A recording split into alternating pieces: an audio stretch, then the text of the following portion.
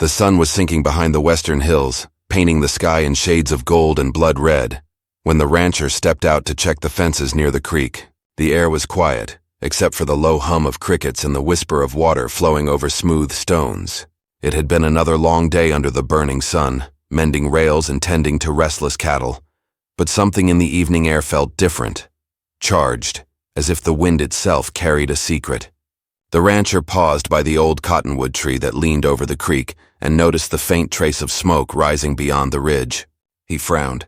No one lived that close to his land anymore, not since the border troubles and Apache raids had driven families farther east. He walked closer, boots crunching against dry twigs, and as he neared the bend in the creek, he caught a sound, soft splashing, the kind that didn't belong to any animal. His hand instinctively went to the rifle slung across his shoulder, but curiosity kept him still. Then, through the tall reeds and willow branches, he saw her. A woman stood knee-deep in the creek, the fading sunlight glinting off her skin like copper dust. Her long black hair flowed down her back, dripping with water, and her movements were cautious like someone used to watching the shadows. She didn't see him yet, and he knew he should turn away, but something rooted him to the spot. There was something different about her. Not just her beauty, which was raw and untamed like the land itself, but the way she moved, alert and tense, as though she carried a whole history of danger in her bones. He realized then that she wasn't just any wanderer. The faint markings on her arms, the woven beads around her neck, and the short knife resting on a rock beside her told him enough. She was Apache, a fugitive most likely, one who had crossed into white man's land seeking refuge or revenge. His pulse quickened. The county had been on edge for weeks after a series of raids along the southern trail, and soldiers were hunting anyone connected to them. The woman suddenly froze, sensing she wasn't alone. Her head turned slightly, her eyes sharp as a hawk's, scanning the tree line. The rancher stepped back into the shadows, heart thudding, cursing himself for not leaving sooner. She picked up her knife and moved toward the shore with silent steps. The tension in the air was thick, like the pause before a storm breaks. He ducked behind a mesquite bush, watching as she crouched low, eyes darting toward the direction of his cabin. She must have been watching his ranch before, maybe hiding near the ridge for days. There were tracks he had noticed that morning, small and light, leading toward the creek. But he had blamed them on stray deer. Now he knew better. As she dressed in a faded blanket and tied her hair back, he saw the exhaustion in her movements. This wasn't a warrior on the hunt. This was someone running for her life. There was a tremor in her hands when she secured the knife, and she looked over her shoulder again, as if haunted by unseen pursuers. The rancher stayed still, torn between fear and something else, something deeper. He had lived through border wars, seen men hang for less than giving water to an Indian.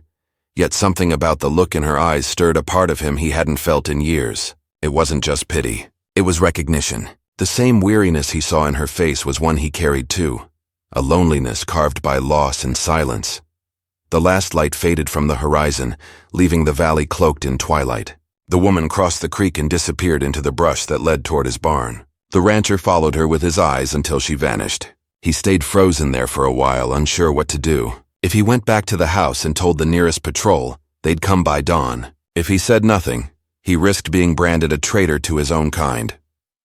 That night, sleep didn't come easy. The coyotes howled in the distance, and every creak of the old cabin made him reach for his rifle. When he finally got up and lit the lantern, he saw a flicker of movement near the barn window. He took a deep breath and stepped outside, boots silent on the dirt. The night air was cool, carrying the scent of wet sage and smoke. He approached the barn slowly, every sense alert.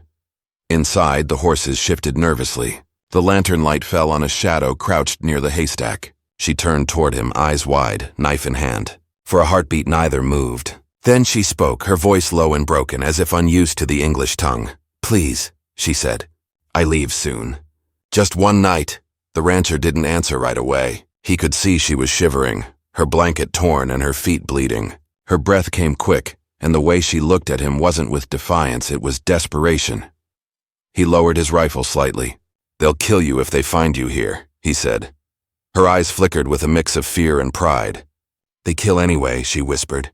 "White soldiers come. I run." He didn't know what to say. The war between settlers and her people had burned through the land like wildfire. He had lost cattle, neighbors, even a brother to raids.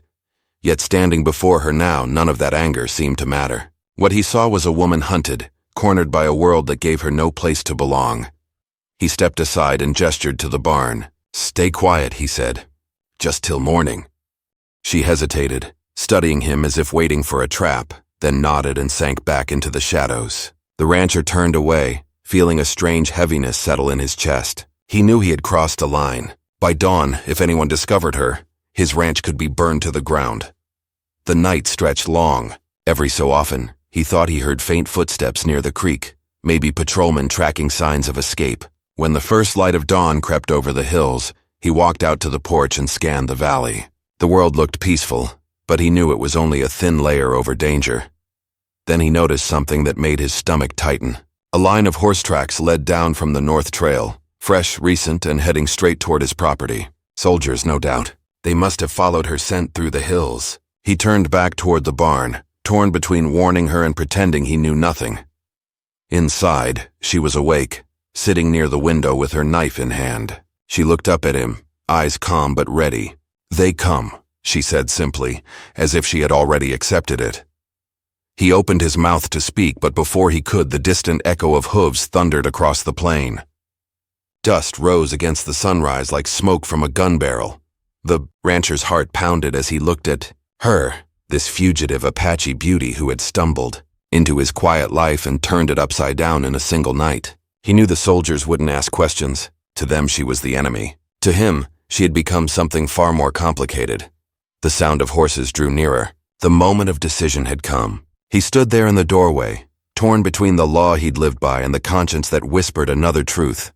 And as the dust cloud grew closer, the woman's hand tightened on her knife, her gaze locked on him, silently asking the question that would change both their lives forever. The rancher stood frozen in the doorway as the pounding of hooves grew louder.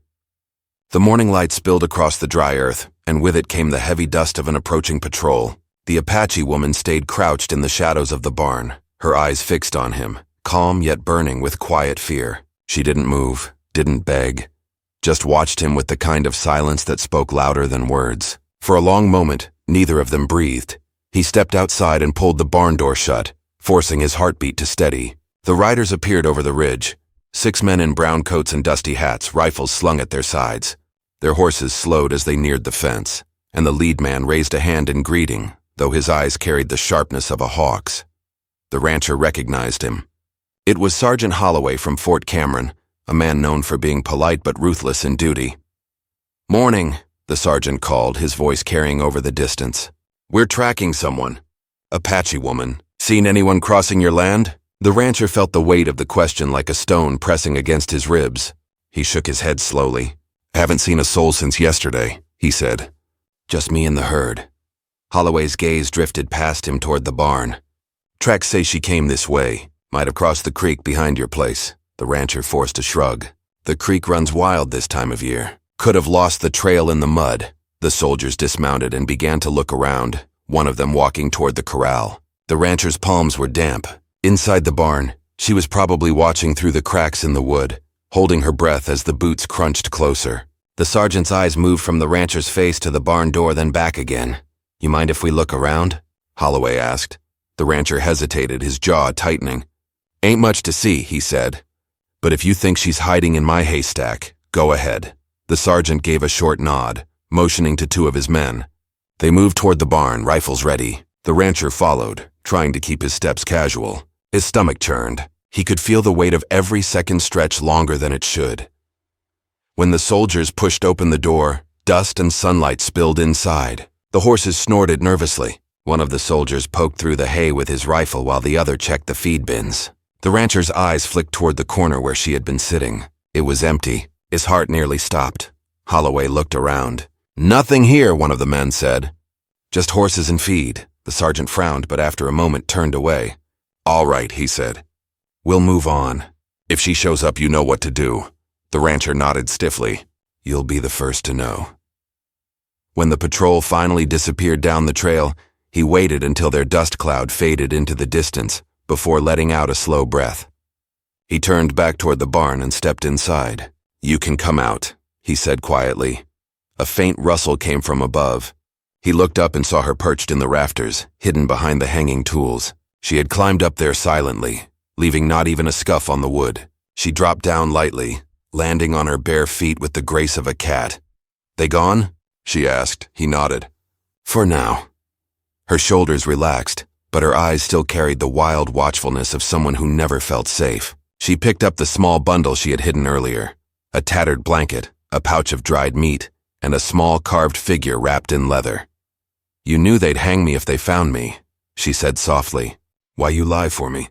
The rancher didn't answer at once. He leaned against the stall door, watching her. "Don't rightly know," he said finally. "Maybe because I've seen enough killing to last a lifetime. Maybe because you didn't look like someone who came here to hurt anyone." She gave a faint, almost sad smile. "They don't ask what I came for. They only see Apache." He couldn't argue with that. The wars had left deep scars on both sides. He had lost his brother to a raid years ago, and for a long time he had carried anger in his heart. But anger had a way of burning everything else too. Now all he wanted was peace, and she had brought anything but. He watched as she rubbed her hands together, trying to warm them. Her fingers were cracked and blistered. "How long have you been running?" he asked. 3 days, she said. "Soldiers burned the camp. Took the children. I run south, but they follow. I hide in the hills." The image hit him hard. He pictured smoke rising in the canyons, women and children fleeing through the brush while rifles cracked in the distance. "War didn't leave room for mercy on either side. You got somewhere safe to go?" he asked. She shook her head. "No place left. I go west. Maybe cross mountains." He studied her face in the dim light. She couldn't have been more than 20, yet her eyes held the weight of someone twice that age. The way she spoke was careful, each word chosen as if it might betray her. The rancher poured a little water into a tin cup and handed it to her. She drank it quickly, then wiped her mouth with the back of her hand. "You stay here till night," he said quietly. "They'll circle back through by noon. Best wait till dark before heading out." She hesitated, then nodded. "Thank you," she said. "You risk much," he gave a dry smile. "I've risked worse." The rest of the day passed slow. He worked near the barn, pretending to mend tools while keeping an eye on the trail. Every so often, he'd catch sight of her moving in the shadows, her gaze fixed on the horizon as if expecting ghosts to appear. When the wind shifted, he could hear her humming under her breath, low, haunting notes that carried a sadness older than the land itself. As the sun began to dip, he brought her a piece of cornbread and a strip of jerky. She accepted it silently, though her eyes softened for the first time. "You live alone," she said between bites. "Used to be different," he replied. "Had a brother once. He's gone now. Lost him in a border raid years back." She looked at him, uncertain whether to speak. "Apache did that?" He nodded slowly. "Yeah, but not you. You weren't there." Her gaze fell to the ground. "War takes everyone," she said. "You lose brother. I lose people. Same pain." The simplicity of her words struck him. They stood there for a while in silence, the creek murmuring softly behind the barn. The world felt fragile, as though one wrong word could shatter the thin peace between them. Night fell quietly. The stars came out bright, scattered across the sky like sparks from a dying fire. He sat by the porch with his rifle resting on his knees, watching the horizon. Somewhere out there, coyotes cried, and far beyond, the faint echo of gunfire drifted on the wind. Inside the barn, she prepared to leave. She had wrapped her few belongings and pulled the blanket tight around her shoulders. The rancher walked in, the lantern casting long shadows on the walls. "You sure about heading west alone?" he asked. "Mountains are no place for anyone without food or horse." She met his eyes, steady and calm. "If I stay, I die. If I go, maybe I live. I take maybe." He didn't argue. Part of him admired her courage. Another part wanted to stop her, knowing she might not survive the wilderness. "If the soldiers come back," she said softly, "say nothing. Say you never saw me." "I can do that," he said. "But if you make it past the ridge, there's an old trail through the canyons. Water runs under the rocks there. Follow it west till you see red cliffs. You'll find shelter in the caves." She gave a slight nod. "You know this land. Been walking it all my life." She studied him for a moment longer, then reached into her pouch and pulled out a small carved figure, an eagle with wings spread wide. "For you," she said. "You help me." Eagle means courage. He took it, the rough edges warm from her hand. Before he could thank her, she slipped into the darkness. The last thing he saw was the faint shimmer of her hair as she disappeared beyond the fence. The rancher stood alone again, holding the carving tight. Somewhere in the distance, a coyote howled and the wind carried a whisper of danger. He looked toward the horizon uneasy. Something told him this wasn't the last time he'd see her.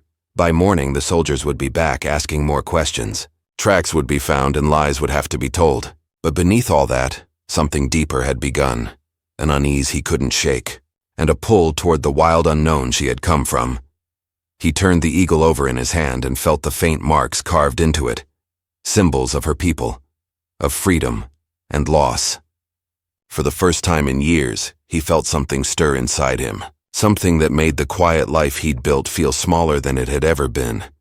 And as the dawn broke over the desert hills, he knew the story between them was far from over.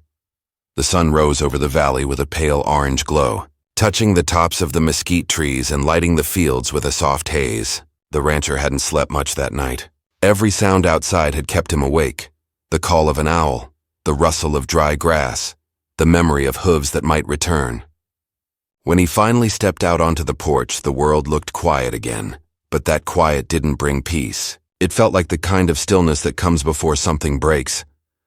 He looked toward the ridge where she had vanished hours ago. The land stretched empty and endless, but in his gut he knew she was still close. Maybe she hadn't gone far.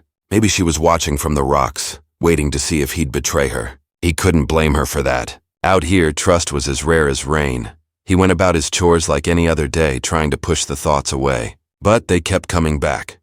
The way her voice trembled when she said they burned her camp. The defiance in her eyes when she spoke of survival. He had lied to protect her, and that lie hung over him heavier than a yoke. If the soldiers came back, they'd know something wasn't right. By mid-morning, the dust cloud he feared appeared again on the northern trail. He saw the shimmer of sunlight on metal. Riders. 6, maybe 7. They were moving slower this time, methodical, sweeping the land like hounds on a scent. The rancher cursed under his breath and went back inside. Minutes later, they were at his gate again. The same sergeant dismounted, his expression darker than before. "Morning again," Holloway said. "You said you hadn't seen anyone, but we found tracks near your creek. Bare feet, small prints." The rancher kept his tone steady. "I told you what I know. Maybe she came through after I turned in." The sergeant's eyes narrowed. "Or maybe she never left." 2 soldiers dismounted and began checking around again, peering into the barn, tapping the walls, kicking over feed bins. The rancher stayed near the door, heart pounding, hands clenched tight. If they found anything, so much as a scrap of cloth, he'd hang for aiding an enemy. One of the men called out from behind the corral. "Sergeant, found something." They all turned. The soldier was holding a small piece of leather. The rancher's stomach dropped. It was the corner of the pouch she had carried. She must have dropped it when she slipped out. Holloway took it, studying the beadwork. "Apache," he said quietly. Then his gaze lifted back to the rancher. "You sure you ain't seen her?" The rancher forced a shrug. "You think if she came through here I'd let her stay? You know me better than that." The sergeant studied his face for a long moment, then spat into the dirt. "If you're lying, you're gambling with your life. Fort Cameron don't take kindly to sympathizers." When the soldiers finally rode off again, leaving a trail of dust and suspicion behind, the rancher stood in the yard for a long time, the leather scrap still lying near his boots. He bent down, picked it up, and turned it over in his hand. The beadwork glimmered faintly in the sunlight, tiny patterns that spoke of a life and culture far older than the fences that cut through this land. He pocketed it and looked toward the western ridge. He had a feeling she hadn't made it far. The soldiers were closing in, and if she was still nearby, she needed help. Against every bit of sense he had, he saddled his horse and rode toward the hills. The trail wound through brush and rock, the air growing drier the higher he climbed. He stopped near a narrow canyon where the creek cut through red stone. The ground showed faint signs of movement, bent grass, scattered pebbles, and a single footprint pressed into the mud. He followed it into the canyon, his heart thudding harder with each step. He found her near the mouth of a cave, crouched low and clutching her knife. When she saw him, she rose quickly, ready to flee, but he raised a hand. "It's me," he said quietly. They came back. "They're still close." Her eyes darted past him toward the horizon. "You shouldn't come here," she said. "They follow you." "Maybe, but you can't stay here either. They found your trail." She hesitated. "You help me again, they hang you." He gave a tired smile. "Wouldn't be the first time I made a bad decision for someone who needed it." Her expression softened just slightly. "Why?" she asked. "Why help enemy? Because maybe you're not the enemy, he said simply. Maybe you're just caught in someone else's war. She looked away, her grip on the knife loosening. They took my brother, she said. He fight only to protect our home. They call him outlaw. They burn our camp, say we must move. Where we move to? Every land is taken, every river claimed.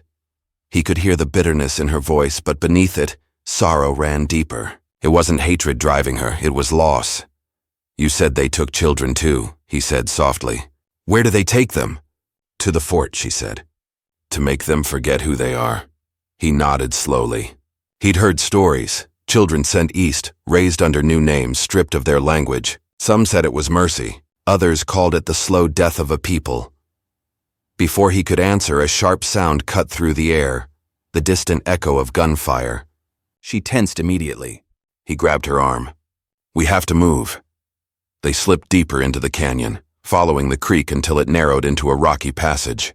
The sound of horses carried faintly on the wind. The soldiers were sweeping wider now. The rancher led her to an old miner's tunnel half hidden behind vines. He'd found it years ago and used it to store supplies during dry seasons. It wasn't much, but it would hide them.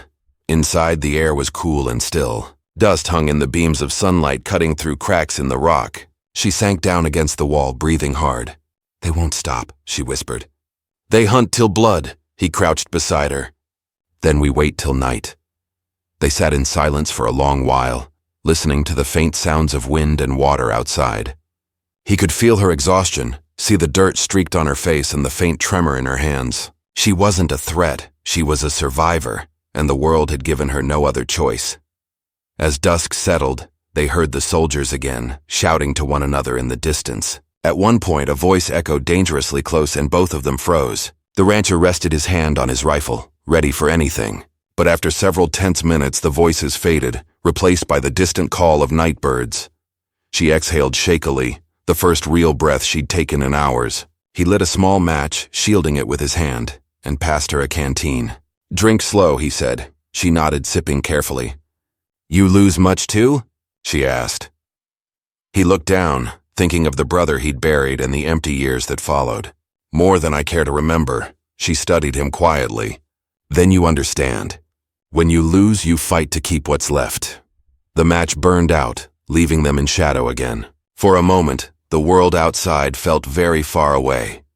Later, when the stars rose and the land fell silent, they left the tunnel and made their way toward the ridge. The wind had picked up, scattering dust through the canyon. From the high ground, the rancher could see torchlight flickering near his property. The soldiers had returned to search his barn again. They'll find out you help, she said quietly. They burn your home. He looked at her, then at the distant glow of his ranch. A man's home don't mean much if he can't live with himself, he said. They moved west along the narrow trail until the light faded behind them. But just as they began to descend into the next valley, the sharp crack of a rifle split the night. A bullet hit the rock beside them, sending shards flying. They dove for cover as another shot rang out. The soldiers had found them. The rancher grabbed her hand and pulled her toward the ravine below. They slid down the slope, stones cutting at their legs. Another shot whistled past his ear. The horsemen were closing in fast. By the time they reached the dry riverbed, darkness had swallowed the land, but the danger hadn't passed. She clutched her knife, ready to fight if cornered, and he could see the determination in her eyes. She would rather die free than be taken alive. He looked around desperately, searching for a way out. Then he spotted a narrow gap between two cliffs where the shadows ran deep. There, he whispered.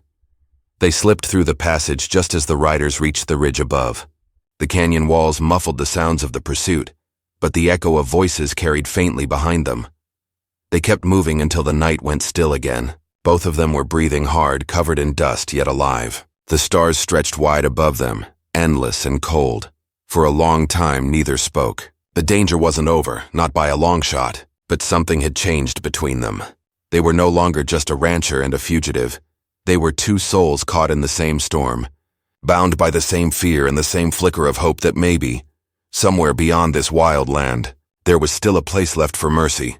And as the wind swept through the canyons, carrying the faint scent of smoke and iron, the rancher knew one thing for certain. There was no going back now. The night wind howled through the canyon, carrying the dry taste of dust and fear. The rancher and the Apache woman moved silently along the narrow trail, their shadows stretching long against the moonlit walls. Every sound seemed sharper, the crack of pebbles underfoot, the distant neigh of a horse, the soft rasp of her breath. The world felt as if it was holding itself still, waiting for something to break. He could sense the soldiers weren't far. The echo of hooves, faint and steady, rode the wind behind them. She glanced over her shoulder, eyes narrowed. "They still follow," she whispered. He nodded. "They won't stop now." They pushed forward, following the creek bed that curved through the rocks. It was half dry, littered with twisted roots and old bones bleached white by the sun. Every turn brought the chance of ambush, but they had no choice. Going back meant capture, and stopping meant death. The moon was high when they reached a grove of cottonwoods that grew thick around a spring. The sound of running water masked their steps. He motioned for her to rest while he scouted ahead. She sank to her knees beside the water, scooping a handful to her lips. Her face, caught in the silver light, looked pale with exhaustion, yet her eyes still burned with a fierce will to live. When he returned, his expression was grim. "There's a ridge ahead," he said. "We can cross it before sunrise, but if they find our tracks before then, we'll be pinned." She rose slowly, tightening the blanket around her shoulders. "Then we move fast," she said. He admired her courage, though he could see how worn she was. Each step must have been agony, but she never complained. The land was harsh and unkind, yet she seemed to draw strength from it, as if the rocks and dust were part of her. They climbed the ridge as the night deepened, following a trail barely wide enough for one person. The stars shone cold above them, lighting the path just enough to see. Somewhere far below, an owl cried, its lonely call echoing across the canyon. The rancher's thoughts drifted to his home, the barn, the fields, the corral where his horses waited. He knew he'd probably never see it again. Once the soldiers realized he was gone, they'd put the pieces together. He'd be branded a traitor, hunted like her. But strange as it was, he didn't feel regret. The life he'd built had always been quiet, empty. This, danger, purpose, the need to protect someone, felt more alive than anything he'd known in years. When they reached the top of the ridge, the land opened before them in a wide valley of sagebrush and rock. Beyond that, far in the distance, he could see faint mountains rising against the horizon. "That's the border," he said. "If we can reach those hills, no patrol will follow." She stared at the distant peaks, her face unreadable. "Many die trying to reach there," she murmured. "But it's the only way." They started down the other side of the ridge, moving carefully through loose shale. Then came a sound that made both of them freeze, a sharp whistle from behind. It was the signal of cavalry scouts. The soldiers had found their trail. He grabbed her arm and pulled her toward a ravine on the left. They slid down the slope, stones tumbling around them, landing hard in the dry wash below. She winced but didn't cry out. The whistle came again, followed by the faint clang of bridles and the distant shouts of men. "They're closing in," he said. "We need cover." The ravine narrowed ahead into a series of stone ledges and thorny brush. They climbed through, scraping their hands and legs until they reached a small hollow beneath an overhang. The space was tight, barely enough for both of them to crouch. They pressed against the cold rock as the sound of horses drew nearer. Through the cracks in the stone, the rancher could see torchlight flickering above. The soldiers had dismounted and were spreading out on foot. He counted at least 5 shadows moving along the rim of the ravine. The orange glow of their torches painted the rocks with trembling light.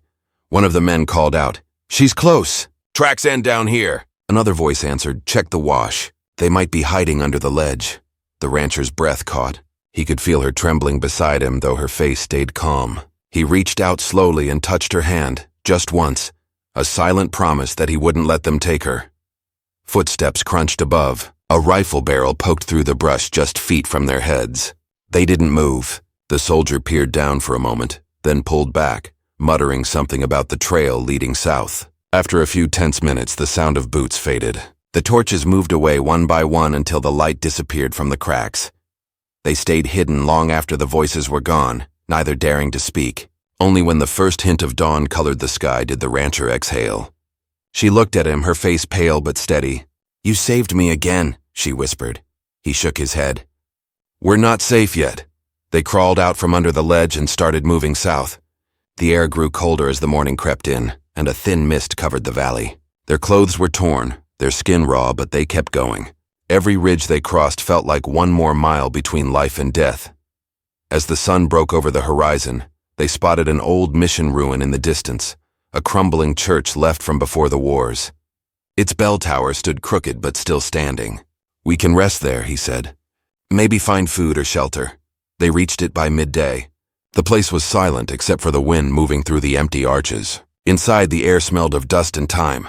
The altar was broken, the floor littered with stones and weeds. But there was a roof over part of it, enough to hide from the sun. She sank down against the wall, too weak to stand. He tore a strip from his shirt and wrapped the cut on her arm. "You should rest," he said. "You should go," she replied softly. "They'll keep hunting me."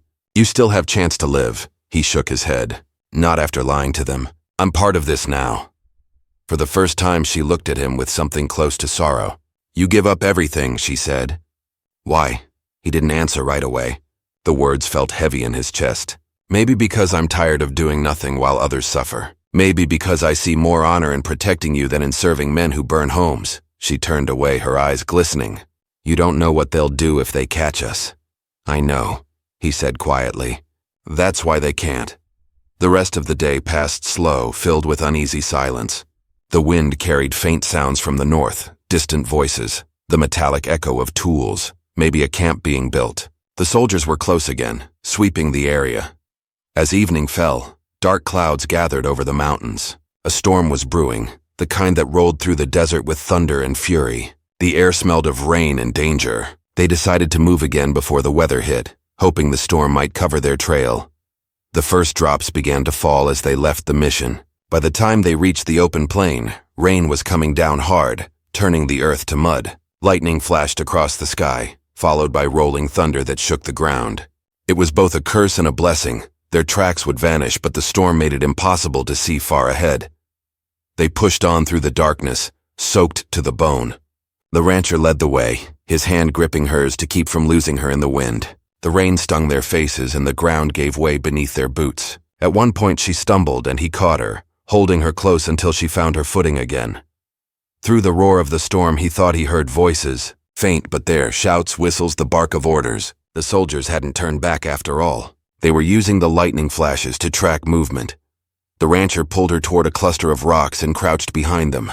The flashes lit up the landscape in bursts, showing shapes moving across the plain. Torches glimmered briefly before being snuffed by rain. The soldiers were spreading out again, relentless. "They won't stop," she said. "They hunt like wolves." He looked at her, the rain running down his face. "Then we fight like cornered ones." Lightning struck nearby, blinding for an instant.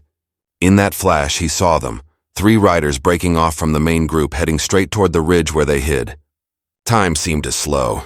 His pulse hammered in his ears. He cocked his rifle, the metal slick in his hands. She crouched beside him, gripping her knife. The rain made it hard to see, but the sound of hooves grew louder, closer. As the first rider crested the hill, the rancher raised his rifle. His finger hovered on the trigger. Every nerve in his body screamed at once. The woman's hand brushed his arm, her voice barely audible over the storm. "If you fire, more come." He knew she was right. But if they waited, they'd be trapped. The thunder rolled again, drowning out the next moment, the final heartbeat before action. The storm raged around them. The soldiers closed in and the desert night stood on the edge of chaos. Everything they had run from was converging in that single instant, leaving no place left to hide. The lightning split the sky, and the roar of thunder rolled across the valley as the first soldier reached the ridge. The rancher steadied his rifle, rain streaming down his face, his heart pounding so hard he could hear it over the storm. The horses snorted, spooked by the thunder, their riders shouting orders lost in the wind. The woman gripped his arm, whispering, "Wait." Her voice trembled, but her eyes were steady. She pointed toward the canyon below, where the water from the storm had begun to rise, turning the dry wash into a rushing stream. He understood at once. The flash flood would come fast through the canyon, sweeping away anything in its path. If they could reach the far side before it broke loose, they might have a chance. He slung the rifle over his shoulder and grabbed her hand. "Come on," he said. They broke from cover and ran, mud sucking at their boots. The soldiers shouted, spotting them in the lightning flashes. Bullets cracked through the rain, kicking up dirt near their feet. The rancher ducked low, pulling her after him through the brush. The roar of water grew louder behind them, a deep, angry sound rolling through the gorge. When they reached the edge of the canyon, the first wave hit. Water surged through the ravine like a wall, swallowing the path they had just crossed. One of the riders was caught in it. his horse screaming as both vanished into the current. The others pulled back, shouting in panic. The storm had become their shield. The rancher and the woman pressed against the cliff wall, soaked and shaking as the flood roared past. The lightning flashed again, showing the soldiers retreating to higher ground. For the first time in hours, the chase stopped. When the thunder faded into distant rumbles, they climbed up the opposite slope, crawling over slick rocks until they reached the plateau above. The wind still howled, but the worst had passed. Both of them collapsed under a ledge, too exhausted to speak. The rancher lay back against the cold stone, chest heaving, every muscle burning. She sat beside him, her blanket soaked and torn, her hair plastered to her face. For a long while neither said anything. Only their ragged breathing and the faint hiss of rain filled the silence. Finally, he turned to her. "You're safe now," he said softly. She looked out over the valley where the floodwaters still churned below. "Safe for now," she whispered. "But not forever." He didn't argue. They both knew the truth. The soldiers would ride again once the storm passed, but maybe by then they'd be too far to find. He studied her face in the dim light, the determination there, the quiet strength that had carried her through so much. "You can keep running west," he said. "Beyond those mountains. There's land no one's claimed yet." Her gaze turned to him. "And you?" He sighed, looking at his calloused hands. "I can't go back. Not after what I've done. My ranch will be taken, maybe burned. But it don't matter. I made my choice." She watched him a moment longer, then reached into her pouch and drew out the small eagle carving she had given him before. She placed it in his hand again. "You keep it," she said. "You carry courage. I carry hope." He closed his fingers around it. "You'll need both where you're going." The storm eased through the night, leaving behind a world washed clean. When the dawn came, the valley was blanketed in mist, and the smell of wet earth filled the air. The sky stretched pale and endless, the kind of sky that made a man feel small but alive. They packed what little they had left and started west toward the mountains. The land grew rougher, dotted with scrub and stone. Every step was a battle against fatigue, but neither stopped. The rancher had known this land all his life, yet it felt different now, strange and wide, full of quiet meaning. He realized he'd never really seen it before, not the way she did. To her, it wasn't just survival, it was freedom. By midday, they reached a ridge where they could see for miles. Below them lay a stretch of desert glowing gold under the new sun, and beyond that, the faint shimmer of green where the foothills began. Somewhere out there she might find others, her people scattered across the wild clinging to what little they had left. "This is where we part ways," he said finally. She stopped and turned to him. "You not come?" He shook his head. "I'd only slow you down. I'll head north, find work, maybe start over. Men like me always find a way to disappear." She stepped closer, her expression unreadable. "They'll call you outlaw," he smiled faintly. "Wouldn't be the first time someone called me a name I didn't deserve." For a moment, she said nothing. Then she reached out and took his hand, pressing something into his palm, a smooth stone painted with the symbol of a rising sun. "You helped me when no one else would. You carry this and the sun will remember." He nodded, his throat tight. "You be careful out there." She gave him a small, tired smile. "You too." Then she turned and walked toward the open desert, her figure growing smaller with each step until she disappeared into the light. The rancher stood there a long time, the wind tugging at his coat, the stone warm in his hand. The silence of the land pressed around him, deep and endless. He felt something stir inside, a quiet ache, but also a strange kind of peace. He had lost his home, his safety, the life he once knew. But in its place, he had found something worth more. A sense of what it meant to be truly alive, to choose what was right even when the world said it was wrong. Days later, when the patrols passed through the area again, they found his ranch abandoned. The fences had fallen, the cattle scattered, the barn empty except for a single carving of an eagle resting on the windowsill. They said he'd run off with the fugitive, though no one could prove it. Some claimed to have seen him riding north through the plains. Others said he was killed by bandits or swallowed by the desert, but the truth was simpler and quieter than any of those tales. In the months that followed, settlers whispered stories of a lone rancher helping lost travelers along the borderlands. Some said he carried a carving around his neck and spoke Apache better than English. Others swore they'd seen him leave food near the old trails where the tribe still passed in secret. Nobody knew his name for sure anymore, but those who met him said he looked like a man who had finally found peace. And far to the west, in the shadow of the mountains, an Apache woman built a small camp near a stream. hidden among the rocks. Sometimes at night, she would look east and whisper a prayer to the wind, a prayer for the man who had saved her when the world turned against her. The wind would answer softly through the trees, carrying the memory of thunder and rain. Years later, travelers spoke of a valley called Eagle's Rest, where a small wooden carving stood on a stone overlooking the creek. No one knew who placed it there, but it faced east, watching over the land as if waiting for something or someone to return. The legend said the place was sacred, a reminder of two souls who had crossed paths in a time of hatred and found a bond stronger than fear. Whether they ever met again, no one could say. But those who visited the valley swore the air there felt different, calmer, as if the land itself remembered their courage. The rancher's story faded into the folds of time, lost among the dust and wind of the old frontier, yet his name lived quietly in the hearts of those who heard it, carried like a whisper of conscience through the wild. He had defied a world that measured worth by color and blood, and had chosen instead to see the humanity in a hunted stranger. And somewhere beyond the ridges, where the horizon burned gold at sunset, the woman he saved walked free. Proof that compassion, even in the hardest land, could still take root.